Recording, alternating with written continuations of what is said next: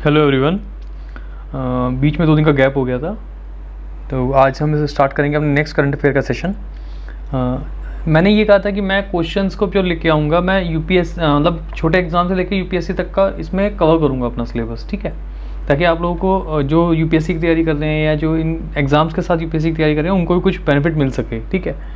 तो उसी बेस पे ये क्वेश्चन स्टार्ट किया। क्वेश्चन छोटे लेवल से होंगे, क्वेश्चन बहुत छोटे होंगे जिसको आप आराम से सॉल्व करें, क्योंकि जनरली कॉम्पिटिटिव एग्जाम में इसी टाइप के क्वेश्चन आते हैं, बट जो साथ का बैकग्राउंड है वो मैं ज़रूर देते चलूँगा साथ में। स्टार्ट करते हैं आज के क्वेश्चन के साथ। फर्स्ट क्वेश्चन है the meeting of the defence minister of Shanghai corporation organisation SCO की जो है वो कहाँ पे हुआ है, ठीक है। जो डिफेंस मिनिस्टर की जो मीटिंग्स हुई हैं कहाँ पे हुई है एससीओ की, तो इसका आंसर तो बहुत सिंपल है, मीटिंग हुई है न्यू दिल्ली में, ठीक है।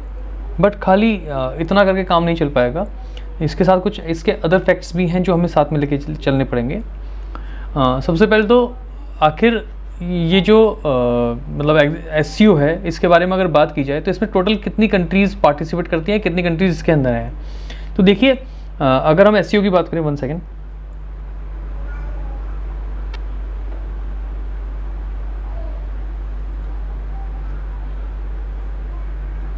अगर हम एससीओ की बात करें तो इसमें 8 मेंबर्स हैं एक्चुअली इसके, ठीक है। तो इसके जो 8 मेंबर्स हैं वो हैं China, India, Kazakhstan, Kyrgyzstan, Pakistan, Russia, Uzbekistan and Tajikistan, ठीक है। तो टोटल ये 8 मेंबर बन चुके हैं एससीओ के। इसमें कुछ ऑब्जर्वर्स भी हैं। ऑब्जर्वर्स में आप जनरली नाम सुन लीजिए बस, एक अफ़गानिस्तान, बेलारूस, मंगोलिया, ये इसके ऑब्जर्वर्स का इसको वो दे रखा है हमने स्टेटस। और उसके बाद जो डायलॉग पार्टनर बनाए हुए हैं, देखो डायलॉग पार्टनर में मैं आपको जो नाम बता रहा हूँ ये कंफ्यूज करते हैं इसके मेंबर्स के साथ, तो इस चीज़ का ध्यान रखिए। याद रखिएगा जो अर्मेनिया और अजरबैजान है इन दोनों के आपस में फाइट चलती रहती है, तो ये दोनों इसके डायलॉग पार्टनर है, खाली इसके पार्ट नहीं है, क्योंकि कन्फ्यूज़न इन ऑप्शंस के साथ देते हैं, इसके और इसके साथ उसको भी डाल देते हैं इनके साथ, ठीक है। तो ये याद रखिएगा, अजरबैजान, अर्मेनिया इसके पार्ट खाली डायलॉग पार्टनर है, इसके पार्ट नहीं है। इजिप्ट हो गया, कतर हो गया, टर्की हो गया, सऊदी अरेबिया, यूएई हो गया, मालदीव्स हो गया, नेपाल हो गया, श्रीलंका हो गया, ये सब क्या है, इसके खाली डायलॉग पार्टनर्स हैं। तो इस चीज़ का बहुत ध्यान रखिएगा, ठीक है। तो हमने बात कर ली नॉर्मली यहाँ पे छोटे लेवल पे। अब अगर हम बात करें इसी क्वेश्चन की मतलब यूपीएससी लेवल पे या स्टेट पीसीएस लेवल पे, तो सबसे इंपॉर्टेंट पार्ट इसका आता है कि आखिर एससीओ की इंपॉर्टेंस ही क्यों है, ठीक है। एससीओ की इंपॉर्टेंस क्यों है, 2 चीज़ बड़ा पार्ट होते हैं हर चीज़ के, यानी अगर आप बेसिकली इंटरनेशनल रिलेशन में ये होता है कि आपका प्रॉफिट है तो आप करते हैं, नहीं तो नहीं करते हैं। अब अगर प्रॉफिट है तो कुछ ना कुछ कंसर्न्स भी साथ में चलते हैं, तो उसी के अकॉर्डिंग देखा जाएगा। तो आखिर इंपॉर्टेंस क्या है एससीओ की, बेनिफिट क्या मिलता है इंडिया को एससीओ में जाने का, और इंडिया के कंसर्न्स क्या हैं एससीओ के अंदर, ठीक है। अब जो इसके अंदर दूसरा पार्ट निकल के आता है, दूसरा पार्ट ये निकल के आता है, ये आपको मुझे बेनिफिट और कंसर्न्स बताने हैं कमेंट में, ठीक है, ताकि आप लोगों की प्रिपरेशन आप सर्च करें अपने आप। मैं सब कुछ रेडी करके दे सकता हूँ, बट सर्च करने से आपका अपना जो माइंड मैपिंग है वो बढ़ेगी। दूसरा, जो एससीओ और क्वाड को लेके आपस में टेंशन रहती है हमेशा, ठीक है। क्यों रहती है, क्योंकि देखिए एक चीज़ समझिए, चाइना और रशिया वो बेसिकली क्या बोलते हैं कि जो क्वाड है वो है एशियन नाटो, ठीक है, जो कि यूएस सपोर्ट कर रहा है, और इंडिया हमेशा इस चीज़ को रिजेक्ट करता है कि नहीं ऐसा कुछ नहीं है। तो इसी कंसर्न के अंदर इस पूरे सिनेरियो को रखते हुए आपको अपना आंसर लिखना होगा, ठीक है। आंसर आप मुझे मेरे टेलीग्राम पे सबमिट कर सकते हैं आराम से। तो इंपॉर्टेंस ऑफ एससीओ और उसके साथ कंसर्न इंडिया लेवल पे और कंसर्न एससीओ लेवल पे इंडिया के लिए, इन सबको माइंड में रख के तब आप इसको एज ए आंसर लिखने की कोशिश कीजिएगा, ठीक है। क्वेश्चन सिंपल ही है कि इंपॉर्टेंस ऑफ एससीओ क्या है और कंसर्न्स क्या है इंडिया के, या एससीओ के कंसर्न्स क्या है आपके रिगार्डिंग, ठीक है। नेक्स्ट क्वेश्चन देखते हैं। नेक्स्ट क्वेश्चन है prime minister Narendra Modi is inaugurating dash FM transmitter to improve radio connectivity in India, ठीक है। क्वेश्चन बड़ा सिंपल सा है, आंसर भी बहुत सिंपल है इसका कि कितने ट्रांसमीटर लगाए गए हैं एफएम के, जिनका इनॉग्रेशन पीएम मोदी जी ने किया है अभी, और एम क्या था, रेडियो कनेक्टिविटी को इम्प्रूव करना इंडिया के अंदर।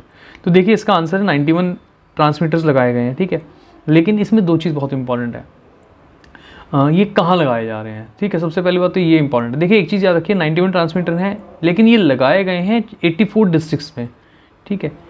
84 डिस्ट्रिक्ट्स में ये लगाए गए हैं, और लेकिन और ये 84 डिस्ट्रिक्ट कितना एरिया कवर करते हैं, ये खाली 18 स्टेट्स हैं, यानी 18 स्टेट के 84 डिस्ट्रिक्ट्स में ये एफएम ट्रांसमीटर लगाए गए हैं, 91 लगाए गए हैं, ठीक है। अब जो सबसे बात है कि सॉरी 18 स्टेट्स प्लस 2 यूटी भी हैं, ये मैं भूल गया था, 2 यूटी भी हैं। एम क्या है? एम है, देखिए जितने एस्पिरेंशियल डिस्ट्रिक्ट है ना उनके अंदर, और बॉर्डर एरिया, सॉरी जो बॉर्डर एरिया के डिस्ट्रिक्ट हैं और एस्पिरेशन डिस्ट्रिक्ट है हमारे, उनके अंदर कनेक्टिविटी को इम्प्रूव करना, यानी जो ये एफएम कनेक्टिविटी है इसको इम्प्रूव करना, ठीक है। तो मेन एम ये था। अगर स्टेट का नाम लेना चाहूँ तो state Bihar, Jharkhand, Orissa, West Bengal, Assam, Meghalaya, Nagaland, Haryana, Rajasthan, Uttar Pradesh, Kerala, Chhattisgarh, Gujarat, Madhya Pradesh, Maharashtra and Ladakh. ये नाम इतने इंपॉर्टेंट, लेकिन ये ज़्यादा इंपॉर्टेंट फैक्ट है, तो इस चीज़ को थोड़ा दिमाग में रखिए। अब नेक्स्ट क्वेश्चन है the effect of 1 bottle of 500 ml of nano DAP, ठीक है, on the crop is equivalent to that of a dash KG bag of granular urea. अब जो ग्रैनुलर यूरिया है हमारा, उसका जो बैग आता है उसके अकॉर्डिंग, तो बेसिकली क्वेश्चन ये है कि वो बैग जो है वो कितने केजी का बैग है, और वो उसकी पूर्ति जो, यानी उसका जो इक्विवेलेंट लिया है वो 500 ml का ये लिया, लिक्विड नैनो है ये, और लिक्विड फॉर्म में आता है, तो इस वजह से उसको लिक्विड बोल रहे हैं। तो ये कितने की पूरी जनरली पूर्ति करती है? बेसिकली 45 केजी करती है। सिंपल क्वेश्चन है बट थोड़ा इंपॉर्टेंट क्वेश्चन है, क्योंकि ये नैनो यूरिया हमारा आज की डेट में बहुत ज़्यादा चल रहा है न्यूज़ में। तो सबसे पहली बात, डेवलप किसने किया है? डेवलप इसको इफ़को ने किया है, ठीक है। अब एक चीज़ ध्यान रखिएगा, अगर आपको मैं पूछूँ नैनो यूरिया का पॉजिटिव क्या है, नेगेटिव क्या है, तो प्लीज़ मुझे कमेंट्स में बताने की कोशिश कीजिए, ठीक है, कि नैनो यूरिया का पॉजिटिव किया जा रहा है और नेगेटिव किया जा रहा है, क्योंकि एक नेगेटिव है इसका, ठीक है, बहुत सारे पॉजिटिव हैं बट नेगेटिव एक है। तो इस चीज़ को कंसर्न में दिमाग में रख के इसका आंसर बताने की कोशिश कीजिए। अभी हाल में एक मिशन हुआ था, वो मिशन था ISRO successfully launches the PSLV dash mission carrying 2 Singaporean satellites, ठीक है। क्वेश्चन सिंपल है बट ये कंफ्यूजिंग वाला क्वेश्चन है, इसलिए इस क्वेश्चन को लिया है मैंने। तो PSLV कौन सा था? वो जिसके थ्रू इंडिया जो 2 सिंगापुर जो सैटेलाइट्स थी उनको लॉन्च किया है इंडिया ने, ठीक है।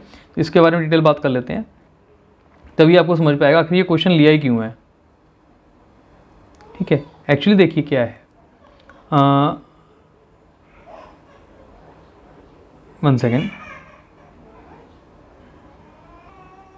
हाँ वो मुझे भी थोड़ा सा कन्फ्यूजन, देखो ये एक्चुअली यही कन्फ्यूजन वाला स्टेट है, इसलिए मेरे को ये क्वेश्चन लिया था मैंने। देखिए एक्चुअली हुआ क्या है, एक्चुअली ये है कि 2 लॉन्च हुए हैं हमारे, सिर्फ C55 और C56, ठीक है, 2 लॉन्च हुए हैं। जो C55 हुआ है ये 22 अप्रैल 2023 को हुआ है, ठीक है, और जो C56 है ये हुआ है आपका 30 जुलाई 2023 को, तो गैप है इसमें। लेकिन हुआ ये है कि सिर्फ इसमें भी सिंगापुर की सैटेलाइट्स हैं और उसमें भी सिंगापुर की सैटेलाइट है। जो C55 है इस, लेकिन इसमें 2 सिंगापुर की सैटेलाइट हैं, ठीक है, जिनका नाम है टेलियोस 2 और ल्यूमिनाइट 4, ठीक है, ये सैटेलाइट है।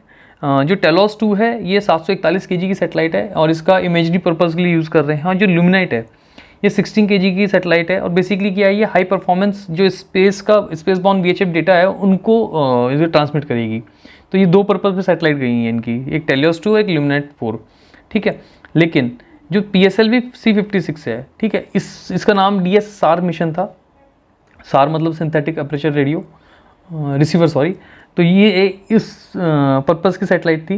लॉन्च इसका 30 जुलाई को था। टोटल 7 सैटेलाइट भेजी गई, लेकिन इसमें जो मेन सैटेलाइट थी 360 केजी की जो सैटेलाइट थी वो सिंगापुर की थी, ठीक है, वो सिंगापुर की सैटेलाइट थी। 6 अदर थी बाकी, लेकिन मेन सिंगापुर की सैटेलाइट थी, इसलिए क्वेश्चन कंफ्यूजिंग करने वाला डबल लेके चला हूँ। नेक्स्ट क्वेश्चन जो आपके लिए सबसे इंपॉर्टेंट है कि आखिर हमारा फर्स्ट PSLV मिशन कब हुआ था, क्योंकि PSLV दोबारा से न्यूज़ में है। फर्स्ट PSLV मिशन कब हुआ था, तो ये याद रखिए, फर्स्ट PSLV जो हमारा मिशन था वो 20 सितंबर 1993 को हुआ था, ठीक है, जिसका नाम PSLV D1 था। ये तो ये वो हो गया था, क्या बोलते हैं, अनसक्सेसफुल मिशन था हमारा, ठीक है। लेकिन जो हमारा फर्स्ट सक्सेसफुल मिशन था PSLV का, इसको ध्यान रखिएगा, ये 1994 में हुआ था। 15 अक्टूबर 1994 को PSLV D2 इसका नाम था। तो D1 हमारा क्या हो गया था, अनसक्सेसफुल था, लेकिन D2 हमारा सक्सेसफुल मिशन था। तो ये 2 क्वेश्चन इंपॉर्टेंट हैं, ये कभी भी पूछे जाएंगे, ठीक है। आप इसको GK ना मान के GS मान लीजिए, सॉरी। हाँ, नेक्स्ट क्वेश्चन है हमारा, India propose to develop a G20 park in dash place as part of its year long presidency to the organisation, ठीक है। आखिर G20 जो पार्क है बनाया जा रहा है, क्योंकि हमने पूरे साल की प्रेसिडेंसी ली है उसकी याद में, तो ये कहाँ बनाया जा रहा है, ठीक है। देखिए ऑप्शन गलत हो चुका है, ये 45 नहीं है, ये न्यू दिल्ली है। क्योंकि थोड़ा स्पीड में था तो टाइपिंग में वो कट कॉपी पेस्ट ज़्यादा जल्दी हो गया और ध्यान नहीं दिया, ठीक है। आंसर इसका न्यू दिल्ली है, ठीक है। इसमें एक क्वेश्चन बहुत इंपॉर्टेंट है कि आखिर, वो क्वेश्चन का आंसर दीजिएगा मुझे कमेंट्स में, कि आखिर G20 का लोगो क्या है और उसका मीनिंग क्या है। ठीक है, जो G20 का लोगो प्लस उसका मीनिंग। ठीक है, ऐसे ही कोई भी फोटो उठा के लोगो नहीं बनाया जाता, उसके हर पार्ट का मीनिंग होता है। तो प्लीज़ मुझे इसका ये कमेंट्स में आंसर बताइएगा क्या है। बहुत इंपॉर्टेंट क्वेश्चन है, एक दो एग्जाम्स में आ भी चुका है। ठीक है, तो इस चीज़ का ध्यान रखिए। चलिए मिलते हैं नेक्स्ट वीडियो में, तब तक के लिए thank you and bye bye.